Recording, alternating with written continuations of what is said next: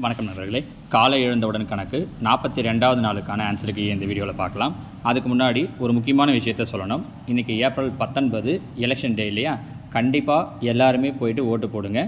நான் இந்த வீடியோவை நேற்றுக்கே ரெடி பண்ணி இன்றைக்கி அப்லோட் ஆகிறது மாதிரி செட் பண்ணியிருக்கேன். ஏன்னா ஒரு நாள் கூட உங்களுக்கு வீணாகக்கூடாது அப்படிங்கிறதுக்காக, என்னோடய பர்சனல் ஒர்க்கால் உங்களுக்கு வீணாகக்கூடாதுன்றதுக்காக நேற்றுக்கே ரெடி பண்ணி இன்றைக்கி காலையில் 7 மணிக்கு அப்லோட் ஆகிறது மாதிரி செட் பண்ணிவிட்டு தான் இந்நேரத்துக்கு நான் இப்போ இந்த வீடியோ நீங்கள் பார்த்துட்டு இருக்கிறப்ப நான் எலெக்ஷன் டியூட்டி பார்த்துட்ருப்பேன். சரிங்களா?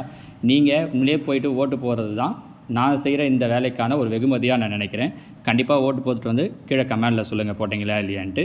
இதில் வாங்க நேற்று கேட்ட கொஷின்ஸுக்கான ஆன்சர்ஸை பார்க்கலாம். கேள்வி எண் 206. ஒரு தொழிற்சாலையில் உள்ள தொழிலாளர்களின் சராசரி ஊதியம் ரூபாய் 60. அதில் அதிகாரிகள் 12 பேரின் சராசரி ஊதியம் ரூபாய் 400. மீதமுள்ள தொழிலாளர்களின் சராசரி ஊதியம் ரூபாய் 56 எனில் தொழிற்சாலையில் உள்ள மொத்த தொழிலாளர்களின் எண்ணிக்கை காண்க. இப்போ இதில் பாருங்கள், அந்த தொழிற்சாலையில் இருக்கக்கூடிய மொத்த தொழிலாளர்கள் எத்தனை பேர் நமக்கு தெரியாது. ஆனால் அதிகாரிகள் எத்தனை பேர் சொல்லியிருக்காங்க அப்படின்னா 12 பேர். மீதம் இருக்கக்கூடிய தொழிலாளர்கள் நமக்கு தெரியாது. நான் அவங்களை என்னென்னு வச்சுக்கிறேன் அப்படின்னா எக்ஸ்ன்னு வச்சுக்கிறேன். இப்போ 12 பேருடைய சராசரி ஊதியம் 400 அப்படின்னா அவங்களுடைய மொத்த ஊதியம் பார்த்திங்கன்னா 12 × 400. 12 400 பெருக்குனிங்கன்னா 4 12 48. அப்போ 4800 ப்ளஸ் அது இல்லாமல் மீதி இருக்கிற தொழிலாளர்கள் எக்ஸ் மெம்பர்ஸ் இருக்காங்க. அவங்களோட சராசரி ஊதியம் 56 அப்படிங்கிறதால 56x. சராசரிங்கிறது மொத்த எண்ணிக்கை.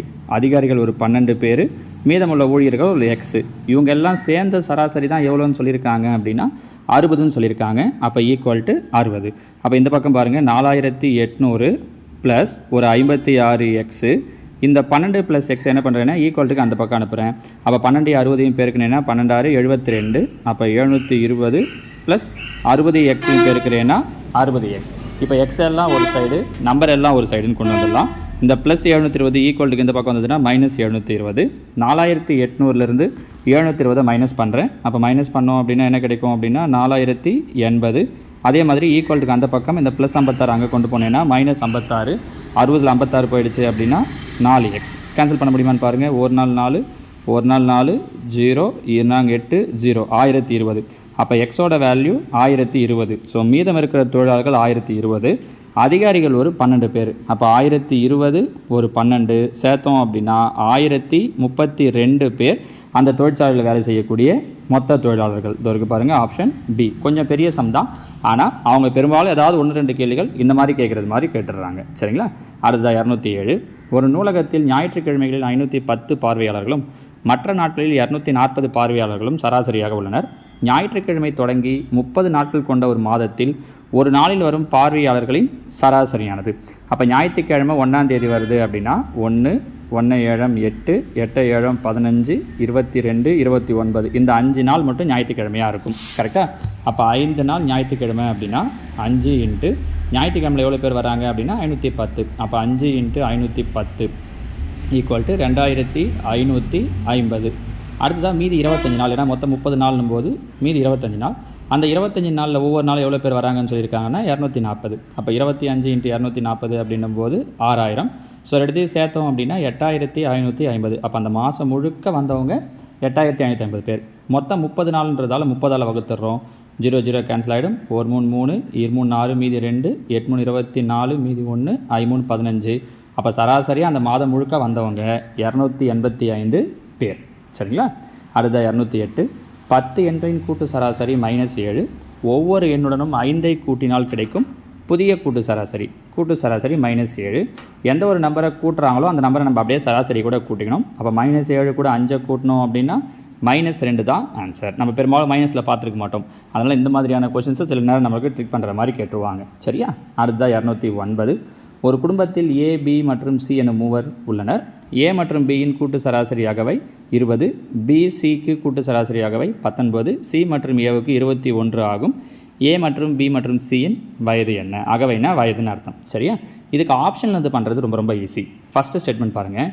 ஏபியோட கூட்டு சராசரி 20. நான் ஃபஸ்ட்டு ஆப்ஷன் எடுத்துக்கிறேனே. இதன் இடத்துக்கு சராசரி கண்டுபிடிச்சோன்னா 22யும் 18யும் கூட்டினா 40. 40 2ஆல் வகுத்தோன்னா 20. ஃபஸ்ட்டு கரெக்டாக வருது. ரெண்டாவது, பிசியுடைய சராசரி 19. 18 20யும் கூட்டினா 38. 38 2ஆல் வகுத்தேன் அப்படின்னா 19. சரியாக வருது. சி மற்றும் ஏயின் சராசரி 21. சிக்கும் ஏவுக்கும் 20 22 கூட்டினா 42. 42 2 ஊற்றோன்னா 21. அப்போ இதுவும் சரியாக வருது. ஸோ ஃபஸ்ட்டு ஆப்ஷனே கரெக்டாக மேட்ச் ஆகுது பாருங்கள். அப்போது ஆப்ஷன் ஏ தான் இந்த கேள்விக்குண்டான சரியான விடை. நீங்கள் மற்றதில் செக் பண்ணி பார்த்தீங்க அப்படின்னா அந்த மாதிரி வராது. 24 20க்கும் பார்த்தீங்க அப்படின்னா 22 வரும். ஃபஸ்ட் ஆப்ஷனே அடிபட்டது பாருங்கள். சரிங்களா? ஸோ அந்த மாதிரியும் முடிவு பண்ணிக்கலாம். அடுத்தடுத்த ஆப்ஷனில் பார்த்தீங்கன்னா அப்படி தான். ஸோ இந்த கேள்விக்குண்டான சரியான விடை ஆப்ஷன் ஏ. அடுத்து 210. ஏ மற்றும் பியின் சராசரி 45, பி மற்றும் சியின் சராசரி 35 எனில் ஏ மைனஸ் சி. ஏ மற்றும் பியின் சராசரினா என்ன அர்த்தம்? ஏ ப்ளஸ் பி பை 2. இதுதான் எவ்வளோ கொடுத்துருக்காங்கன்னா 45. நான் இந்த ரெண்டும் இங்கே அனுப்பிச்சிட்றேன் அப்படின்னா ஏ ப்ளஸ் பி ஈக்குவல் டு 45 ரெண்டையும் பேருக்குன்னா 90. அது மாதிரி பி மற்றும் சியின் சராசரினா இப்போ பி ப்ளஸ் சி பை 2 தான் எவ்வளோ கொடுத்துருக்காங்கன்னா 35. இந்த ரெண்டும் இங்கே அனுப்பிச்சிட்றேன். அப்போ B plus C equal to என்ன கிடைக்குன்னா 35 ரெண்டையும் பேருக்குன்னா 70. இது ரெண்டையும் நான் மைனஸ் பண்ணுறேன். மைனஸ் பண்ணும்போது என்னவாகிடும்? பி கேன்சல் ஆகிடும், ஏ இருக்கும். மைனஸ் பண்ணுறதா இந்த சி மைனஸ் சி ஆகிடும். 90ல் 70 போயிடுச்சுன்னா 20. அப்போ ஏ மைனஸ் சியுடைய வேல்யூ 20. அப்புறம் இதுங்களாமா? ஸோ சராசரி டாப்பிக்கில் நம்ம 2 நாள் கொஷின்ஸ் பார்த்துருக்கோம். அடுத்ததாக இன்றைக்கான கொஷின்ஸ் 43வது நாளுக்கான கேள்வி. இதில் என்ன டாப்பிக்கில் இருந்து கொடுத்துருக்கேன் அப்படின்னா ஜென்ரலாக புள்ளியிலிருந்து நம்ம பார்த்த சராசரி டாப்பிக்குமே புள்ளியிலிருந்து தான் வரும். ஆனால் சராசரியிலிருந்தே நிறைய கேள்விகள் வாய்ப்பு இருக்குது கேட்குறதுக்கு அப்படிங்கிறதால அதை மட்டும் நான் தனியாக ஒரு 10 கொஷின் கொடுத்துட்டேன். இதில் அதை தவிர்த்து மீதி இருக்கக்கூடிய எல்லா டாப்பிக்கையும் கலந்து 2 நாளைக்கு கொடுத்துருக்கோம். இதில் பாருங்கள் 211 1 2 2 3 3 3 4 4 4 4 என்ற விவரத்தின்படி இடைநிலை மற்றும் முகட்டின் பெருக்கு தொகைக்கு சமமானது. அடுத்தது 212 ஏறு வரிசையில் எழுதப்பட்ட ஒரு தொகுப்பின் மதிப்பு 20 22 எக்ஸ் 28 30 32. இவற்றின் இடைநிலை 26 எனில் எக்ஸின் மதிப்பு. அடுத்து 213 65 68 70 73 75 70 70 80 83 86 ஆகிய மதிப்புகளின் மாறுபாட்டு கெழு 5 மற்றும் திட்ட விலக்கம் 2 எனில் கூட்டு சராசரி காண்க. 214 முதல் 10 பகா எண்களின் வீச்சு யாது? 215 கூட்டு சராசரி 20 இடைநிலை 19 எனில் முகடு கண்டுபிடிக்கவும். சரிங்களா? இந்த 5 கேள்வியும் இன்னைக்கான கேள்விகள். இதுக்கான ஆன்சர்ஸையும் கீழே நீங்கள் கமெண்டில் சொல்லுங்கள். மறக்காமல் ஓட்டு போடுங்க. ஓகேவா? தேங்க்யூ.